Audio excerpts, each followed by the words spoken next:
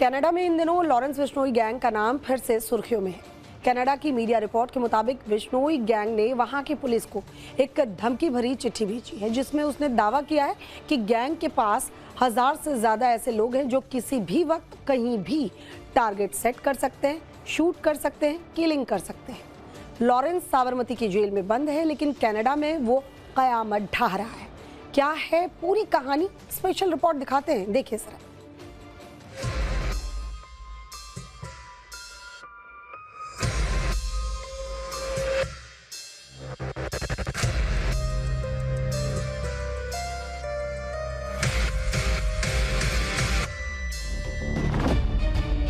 Sabarmati jail में कैद Lawrence Bishnoi और उसके भाई अनमोल की गिरफ्तारी के बाद लगा था कि अब लॉरेंस गैंग की धमक और चमक दोनों वक्त के साथ कम हो जाएगी, लेकिन अंडरवर्ल्ड के डॉन लॉरेंस ने अपनी जड़ें वाकई मजबूत कर रखी। 7 समंदर पार कनाडा में लॉरेंस के खौफ की गूंज अब भी सुनाई दे रही है। कनाडा में बिश्नोई गैंग ने सीधे वहां की पुलिस को ही चुनौती दे दी थी और धमकी भरी एक चिट्ठी भेजी थी, जिसमें उसने अपनी गैंग की ताकत को दिखाने की कोशिश की और कहा कि हमारे पास 1000 शूटर हैं, हर बिजनेस को टैक्स देना होगा।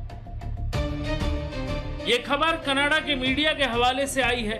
कनाडा की मीडिया रिपोर्ट के मुताबिक लॉरेंस बिश्नोई गैंग ने पिछले साल कनाडा के ब्रिटिश कोलंबिया प्रांत के एबॉट्सफोर्ड पुलिस स्टेशन को एक धमकी भरी चिट्ठी भेजी थी। इस चिट्ठी में लॉरेंस गैंग ने दावा किया था कि गैंग के पास 1000 से ज्यादा ऐसे लोग हैं जो शूटिंग और हिंसक वारदातों को अंजाम देने के लिए तैयार हैं।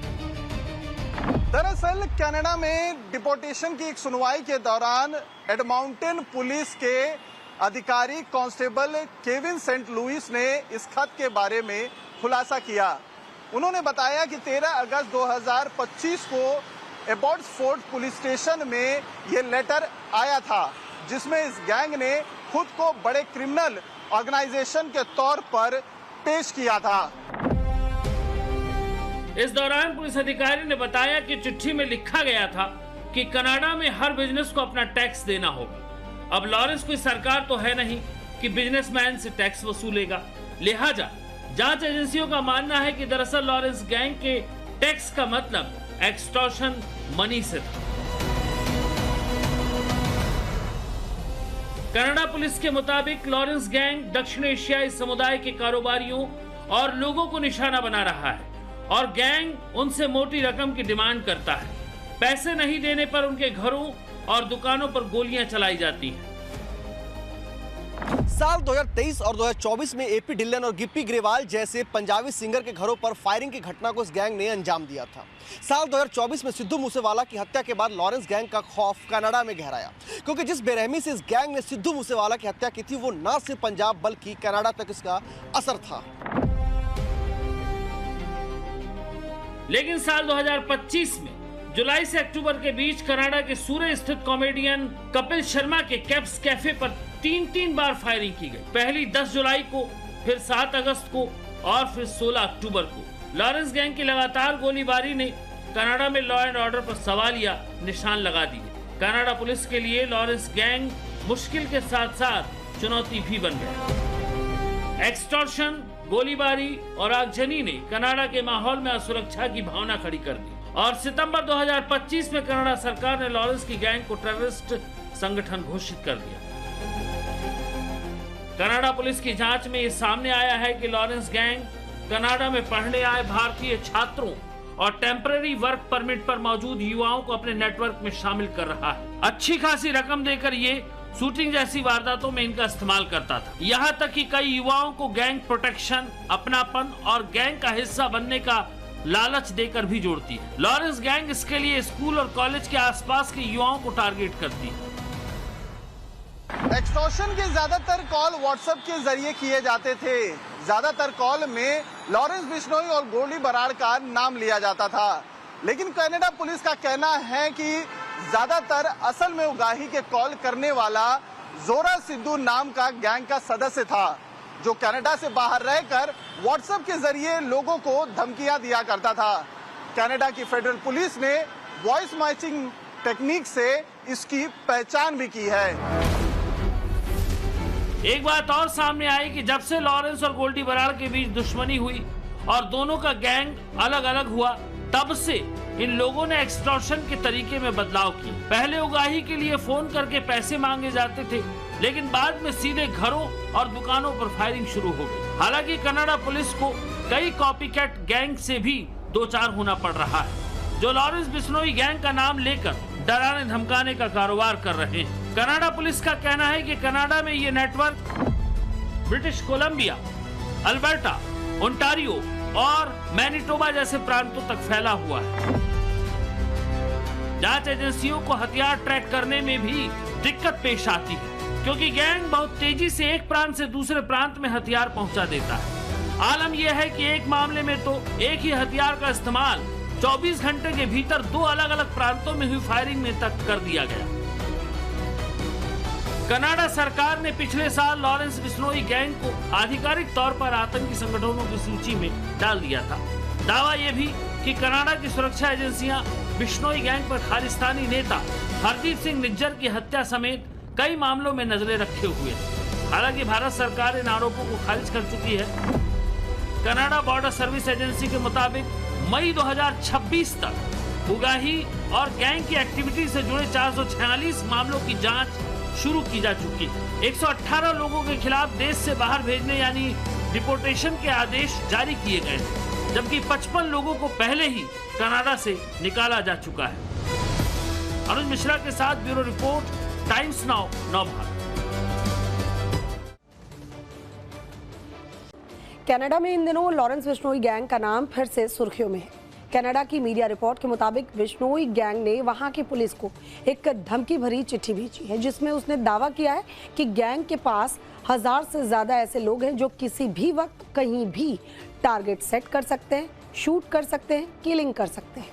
लॉरेंस साबरमती की जेल में बंद है, लेकिन कनाडा में वो कयामत ढा रहा है। क्या है पूरी कहानी, स्पेशल रिपोर्ट दिखाते हैं, देखिए जरा।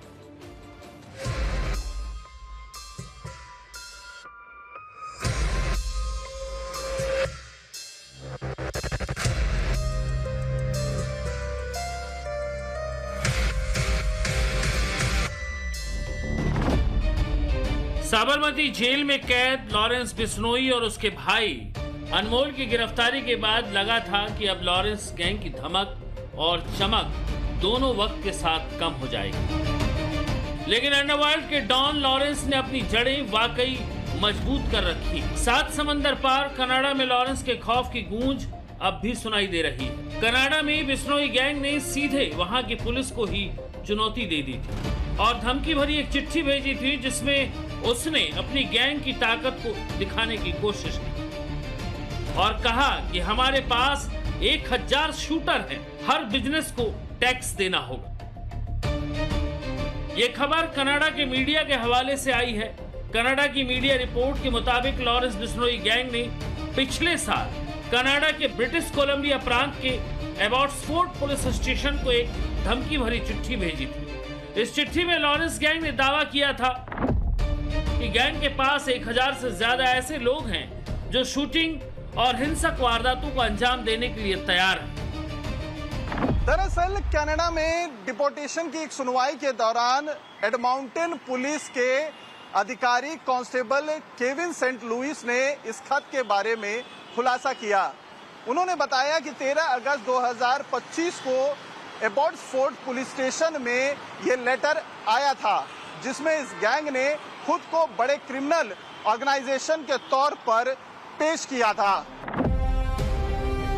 इस दौरान पुलिस अधिकारी ने बताया कि चिट्ठी में लिखा गया था कि कनाडा में हर बिजनेस को अपना टैक्स देना होगा। अब लॉरेंस कोई सरकार तो है नहीं कि बिजनेसमैन से टैक्स वसूलेगा, लिहाजा जांच एजेंसियों का मानना है कि दरअसल लॉरेंस गैंग के टैक्स का मतलब एक्सटॉर्शन मनी से था।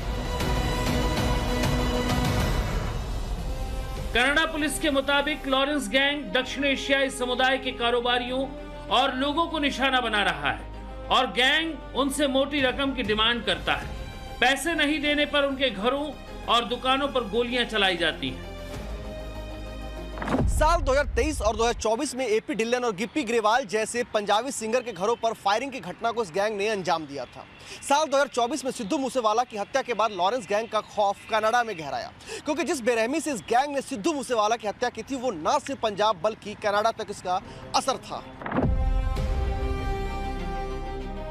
लेकिन साल 2025 में जुलाई से अक्टूबर के बीच कनाडा के सूरे स्थित कॉमेडियन कपिल शर्मा के कैप्स कैफे पर 3 बार फायरिंग की गई। पहली 10 जुलाई को, फिर 7 अगस्त को और फिर 16 अक्टूबर को। लॉरेंस गैंग की लगातार गोलीबारी ने कनाडा में लॉ एंड ऑर्डर पर सवालिया निशान लगा दिए।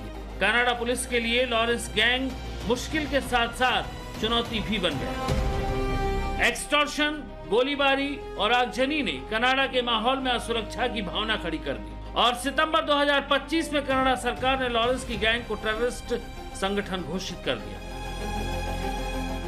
कनाडा पुलिस की जांच में ये सामने आया है कि लॉरेंस गैंग कनाडा में पढ़ने आए भारतीय छात्रों और टेम्पररी वर्क परमिट पर मौजूद युवाओं को अपने नेटवर्क में शामिल कर रहा है। अच्छी खासी रकम देकर ये शूटिंग जैसी वारदातों में इनका इस्तेमाल करता था। यहाँ तक कि कई युवाओं को गैंग प्रोटेक्शन, अपनापन और गैंग का हिस्सा बनने का लालच देकर भी जोड़ती है। लॉरेंस गैंग इसके लिए स्कूल और कॉलेज के आसपास के युवाओं को टारगेट करती है।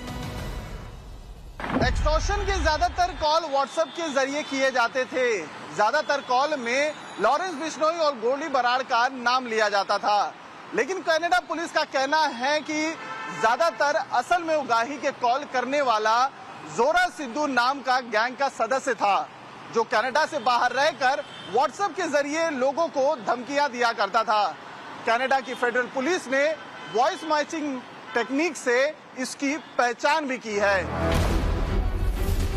एक बात और सामने आई कि जब से लॉरेंस और गोल्डी बराड़ के बीच दुश्मनी हुई और दोनों का गैंग अलग अलग हुआ, तब से इन लोगों ने एक्सटॉर्शन के तरीके में बदलाव किए। पहले उगाही के लिए फोन करके पैसे मांगे जाते थे, लेकिन बाद में सीधे घरों और दुकानों पर फायरिंग शुरू हो गई। हालांकि कनाडा पुलिस को कई कॉपीकैट गैंग से भी दो चार होना पड़ रहा है, जो लॉरेंस बिश्नोई गैंग का नाम लेकर डराने धमकाने का कारोबार कर रहे हैं। कनाडा पुलिस का कहना है कि कनाडा में ये network British Columbia, Alberta, Ontario और मैनिटोबा जैसे प्रांतों तक फैला हुआ है।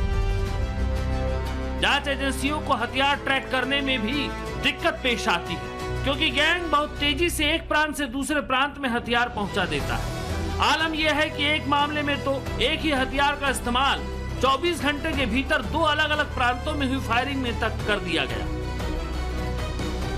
कनाडा सरकार ने पिछले साल लॉरेंस बिश्नोई गैंग को आधिकारिक तौर पर आतंकी संगठनों की सूची में डाल दिया था।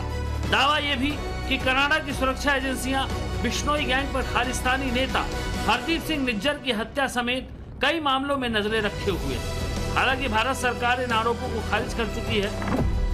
कनाडा बॉर्डर सर्विस एजेंसी के मुताबिक मई 2026 तक उगाही और गैंग की एक्टिविटी से जुड़े 446 मामलों की जांच शुरू की जा चुकी है। 118 लोगों के खिलाफ देश से बाहर भेजने यानी डिपोर्टेशन के आदेश जारी किए गए हैं, जबकि 55 लोगों को पहले ही कनाडा से निकाला जा चुका है।